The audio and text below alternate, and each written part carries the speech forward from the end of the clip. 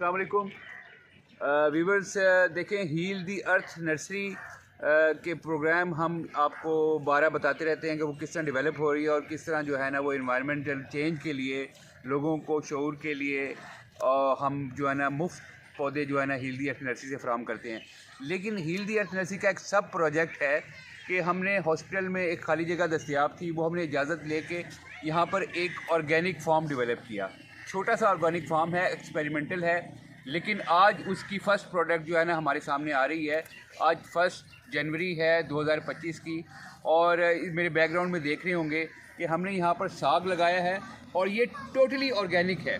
Organic mean कि इसको खाद नहीं दी गई, इसको पानी बिल्कुल फ्रेश दिया गया है, और ये तकरीबन 1-1.5 महीने में ये हमारे पास फ्रेश सब्ज़ी जो है ना तैयार हो गई है। आज ये सब्ज़ी जो है ना, इसमें से ये साग है कड़म का, और भी साग लगे हुए हैं, ये काट रहे हैं और ये तकसीम किया जाएगा फ्री ऑफ कॉस्ट। इस हॉस्पिटल के जितने मुलाजमिन हैं लोअर ग्रेड के, वो उनको ये हम बिल्कुल फ्री ऑफ कॉस्ट जो है ना ये साग देंगे, और उन्हीं के लिए ये ऑर्गेनिक फार्म डेवलप किया गया है। इस प्रोजेक्ट को हम आगे बढ़ाते रहेंगे।